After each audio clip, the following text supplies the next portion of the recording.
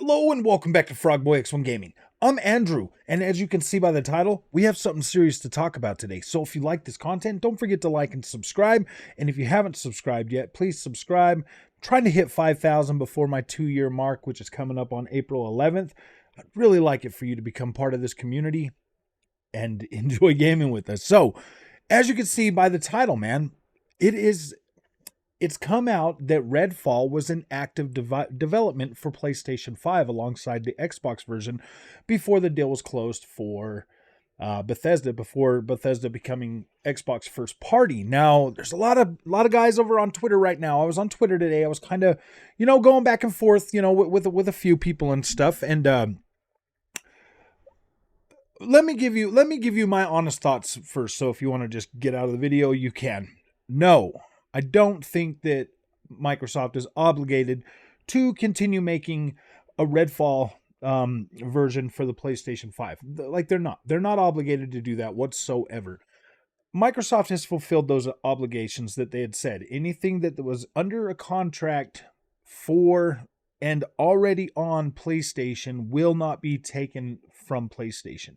They've lived up to that. They're still bringing the Elder Scrolls. They're still bringing the Fallout. They still launched Ghostwire Tokyo, and they still launched Deathloop, all on the PlayStation platform before even launching a game on the Xbox. So no, I don't think that they are obligated to do that in any way. And frankly, if you want to play Redfall, or if you want to play Xbox exclusive games, buy an Xbox. I really personally, as somebody that owns a PlayStation, an Xbox, a PC, everything, I have very little sympathy for people that choose to be on one platform and completely disregard the other platform and then get mad because they can't play those games on their platform. Like, I have zero, like, I don't feel bad for you. Like if you think Xbox is trash, then why would you want to play Xbox games? It's as simple as that. Like, if you're one of the people over on Twitter right now that thinks Xbox is trash and you want to play Redfall and Starfield and all these other games, like, dude, I don't feel bad for you. Like, I really don't feel bad for you. Just like I don't feel bad for the Xbox or the Xbox guys, the ponies or the Xbox. Like, I don't feel bad for you guys. I really don't. Just like I don't feel bad for them if they think PlayStation's trash and they want to play Final Fantasy. I don't feel bad for them. But for the other fans out there, for the other fans that are actually fans of these video games that want to actively play them, like, I get it, man. Like, that's the whole reason I own every console, is because I refuse to not be able to play what I want to play. I'm not going to be that way. And yes, this generation, like, these consoles are expensive, and I do get the fact that most people can't afford to own, all the consoles, or they have to choose one. So I get that, man. Like that really sucks. But Xbox really is making it as affordable as they can for you to get in to play these exclusives. All you need is a web browser. All you need is something with a web browser and an Xbox controller, and you can live stream these games. Are they going to be 4K? Are they going to run it? No, man. But it's going to get you at least 1080p at 60 frames a second. Which should be pretty good, man. Like, that's okay. If you can't afford to buy like a whole nother console to play those games, I get that, man. Like, I do. But all you need is something with a browser on it, and you should be able to get in there. Is it ideal? No, man, it's not ideal to stream games. Like, the streaming technology is there in some parts of the world. Like, you can do it, and you can get a pretty good connection.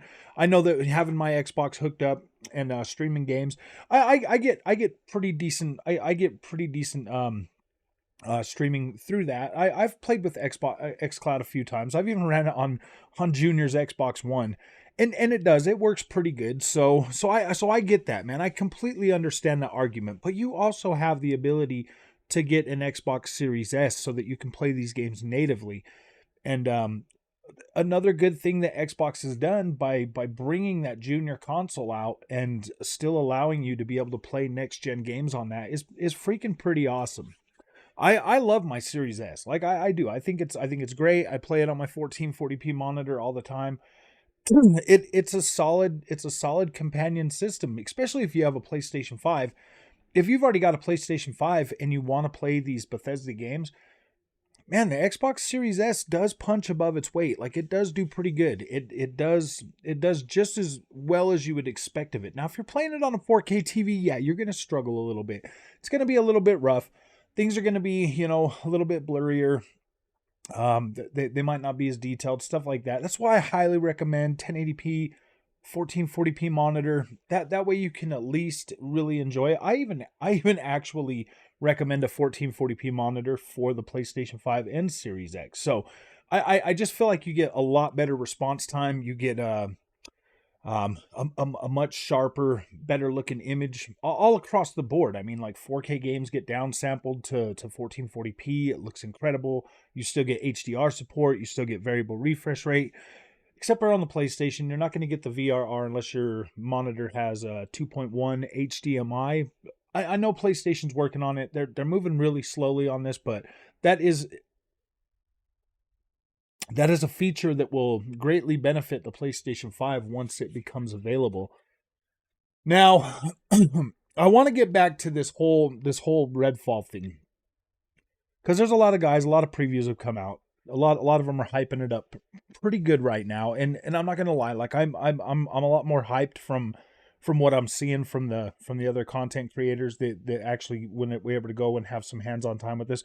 I am a lot more hyped for what I'm seeing from their gameplay and stuff like that than I am just the stuff that they show us, from from like the previews and stuff that they've shown us so far.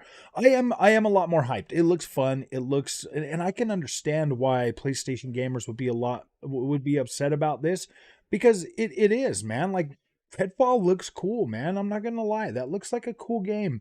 I understand that. But if you're sitting there and you're like I just said, if you're sitting there and you're trashing Xbox and you want to play Redfall, buy an Xbox, man. Like nobody cares. Nobody cares about your little crybabiness. Like I don't.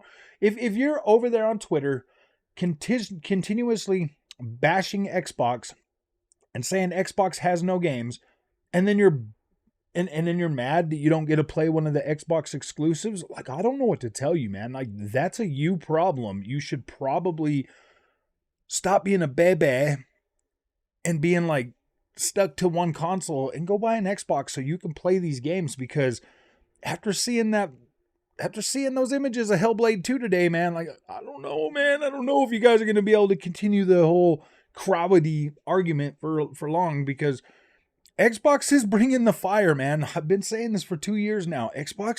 They came to compete this generation, and compete they shall.